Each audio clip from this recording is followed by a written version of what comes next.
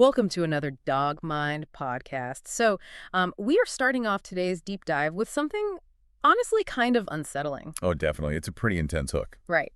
So, back in 2017, archaeologists were digging in the Russian steppes at the site called Krasnosamarsko, and they uncovered these chopped, roasted remains of domestic dogs and wolves. Yeah, and the way they were arranged, it pointed directly to these intense, ancient warrior initiation rites. Exactly. Young men were literally consuming canine flesh to, absorb the animal's power. Which brings us to our mission today. We are not talking about obedience training or, how to play fetch. We are plunging into the ancient Slavic spirit world. It's such a wild perspective shift because we're exploring a time when the ancestor of the golden retriever sleeping at your feet was considered this shape-shifting, soul-guiding deity. Yeah, and we're pulling a lot of this from a really fascinating deep dive in Dogzilla magazine. It maps how modern dog behavior, like all those weird, eerie things our pets do, echoes these ancient beliefs. Which is so fun to think about for any new pet owners listening. Because today, we look at our dogs through a very clinical lens, right? We think about biology or genetics. Right, like they bark because of instinct. Exactly. But for the ancient Slavs, and we're talking about a culture spanning from the Dnieper River to the Balkan Mountains, the dog was basically spiritual technology. They didn't just domesticate dogs to guard sheep. They drafted them to guard reality itself, which is just, I want to unpack that, because jumping from my dog barks at a bear to my dog is a divine conduit is a huge leap. It's massive. And to really understand that scale, we should probably start by looking up at the heavens. To Seamargul. Okay, yes. Yeah. Celestial hound. Let's talk about Seamargul. Seamargul is this majestic, massive, divine being, depicted as a huge hound, but with bird-like wings. And he wasn't just some fringe folktale, Wait, wings? Like actual bird wings on a dog? Yeah, exactly. And he was a major deal. Around 980 A.D., Prince Vladimir the Great was consolidating his empire in Kiev, and he erected statues to a core pantheon of gods. Seamargul was right there alongside Perun, the thunder god, and Veles. That's top tier. So what was his actual job up there? His job was to guard the world tree, basically preventing cosmic chaos from just devouring all of existence. Okay, but the wings are the detail I keep coming back to. A giant dog makes sense for protection, right? But slapping wings on it feels like a very specific design choice. It was. It suggests they needed this entity to have access to places humans couldn't reach. It's a psychological bridge. Think about it. A dog's loyalty is profoundly grounded in the dirt, the snow, the physical world. But the gods operate up in the sky. Right. So by grafting wings onto the ultimate symbol of earthly loyalty, they created this mechanism for communication. Samara could carry human prayers upward and bring divine blessings down. That is such a beautiful analogy, and honestly, it makes me look at my own dog differently. They don't have wings, obviously, but they are constantly running between worlds.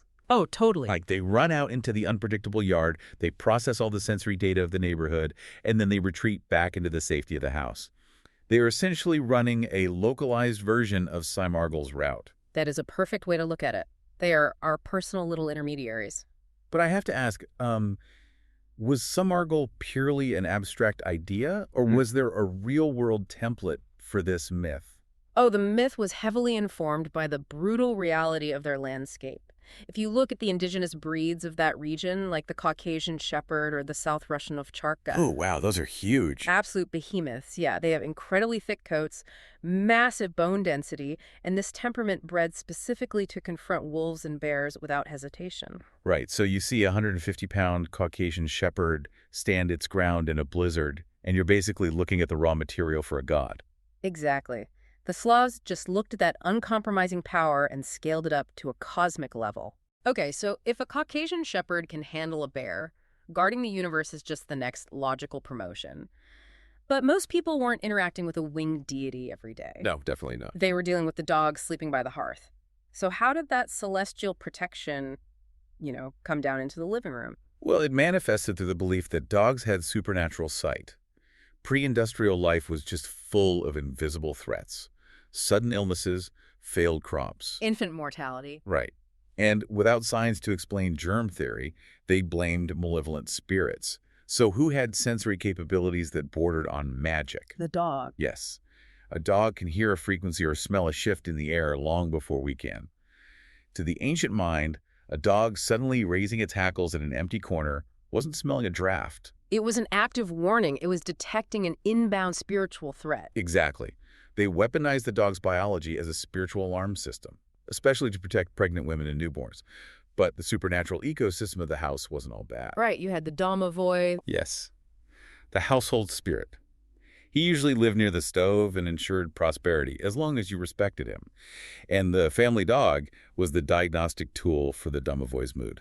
So if a dog was playing with nothing, just bowing and wagging its tail at an empty space, the family just assumed it was socializing with the domovoi. Yep, it meant a harmonious supernatural home. Here's where it gets really interesting to me, though. If a modern pet owner sees their dog growling at a blank wall, logic says, oh, it's a mouse in the drywall. Right, or a weird smell. But you're saying the Slavs completely bypassed the physical and went straight to the spiritual. Did they actually alter their practical household decisions based on this? Oh, constantly. They trusted canine intuition over human observation. Like a common ritual for a newly purchased home was to let the dog enter first. Really? Like a spiritual home inspector? Basically, yeah. The family would wait outside. If the dog walked in and comfortably lay down, the space was cleared. If it refused to enter or whine, they might abandon the property entirely, or at least bring in a mystic for a heavy cleansing. They deferred to the dog on real estate. That's incredible. They also used dogs to build spiritual barriers.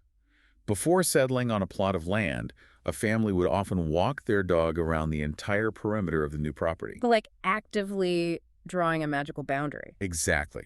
The scent marking and physical presence created a spiritual fence against evil influences. That concept of the boundary is so crucial. You've got the dog guarding the hearth, which is the center, and the dog guarding the yard's perimeter. But what happens when you step past that boundary? Into the wild. Yeah, when you walk into the deep, unmapped forest. Well, that takes us to liminal spaces. These are regions of transition where normal rules just don't apply. Crossroads, cemeteries, deep waterways. Right, places where the veil between the living and the spirit world is super thin. And, predictably, these liminal spaces were almost always guarded by spectral hounds. So the protector by the fireplace becomes something way more terrifying on the edges of civilization. What did these spectral hounds look like? Usually massive, shadowy dogs with unnaturally glowing or dark eyes. They were omens, or guardians of hidden things. Like in Poland, you have tales of black dogs guarding buried treasure. Or the Bukovac in Serbia, right, haunting the rivers. Yes, exactly.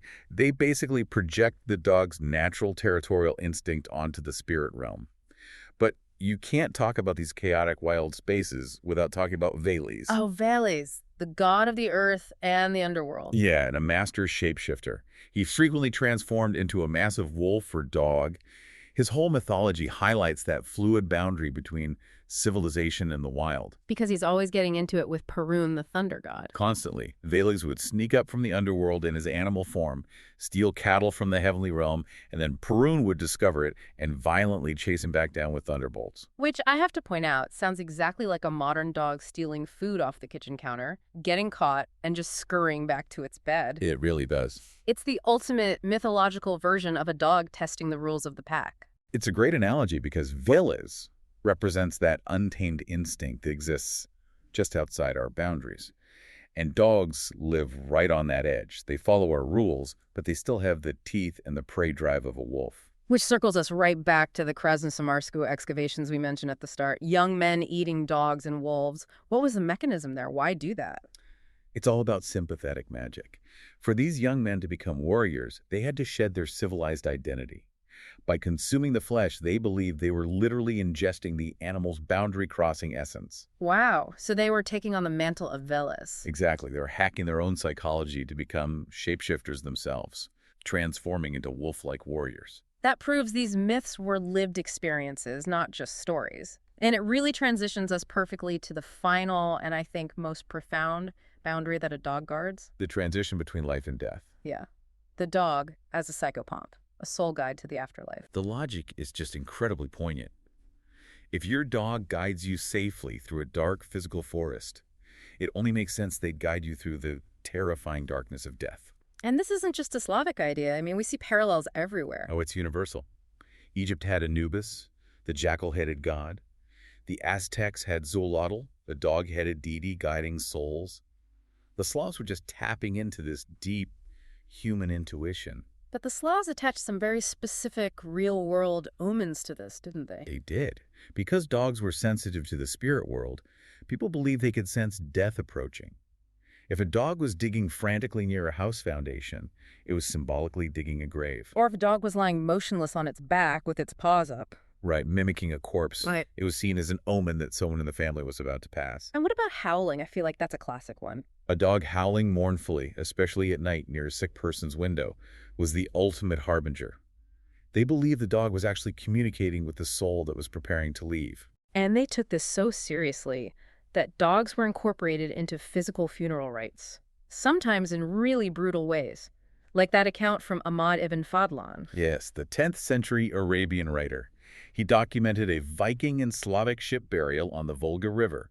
And amidst all this singing and drinking, he observed them take a dog, cut it in half, and place it alongside the deceased chieftain. Which, to a modern listener, is just a jarring level of animal cruelty. Absolutely horrific to us, but to them, it was an act of profound necessity. The afterlife was unmapped territory. Sending a chieftain into that void without a guide was unthinkable. So the sacrifice was meant to release the dog's spirit so it could escort the chieftain's spirit. Sniffing out safe paths, protecting the soul from demons, yeah.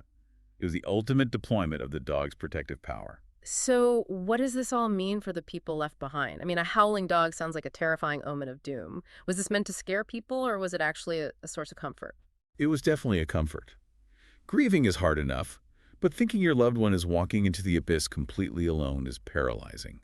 The psychopomp myth softens that blow. So hearing that howl might just be the sound of a faithful companion reporting for duty, assuring the family they have an escort. Exactly. It transforms a journey of absolute terror into a journey of companionship. And what's really amazing is how these ancient currents still flow into our modern lives and pop culture. Oh, they survive everywhere. Look at the Witcher series. It is so heavily grounded in Slavic folklore. The magical barriers, spectral hounds at crossroads, the tension between civilization and the wild, that's all Valers and liminal space mythology. Even in modern pagan practices today, right? Oh, totally. People place cast iron dog statues at their front doors for protection. Or they do meditations to connect with their inner dog energy to handle modern stressors. It's just a direct continuation of that ancient magical vigil.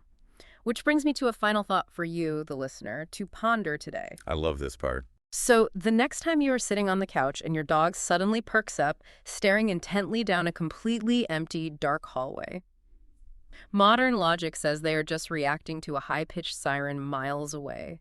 But maybe, just maybe, they aren't listening to the pipes. Maybe they are standing guard at the edge of a world you can't quite see, continuing an unbroken vigil that has lasted for centuries. It's a beautiful way to look at them. It really is. Thank you for taking this journey with us. To check the source article, visit Dogazilla magazine.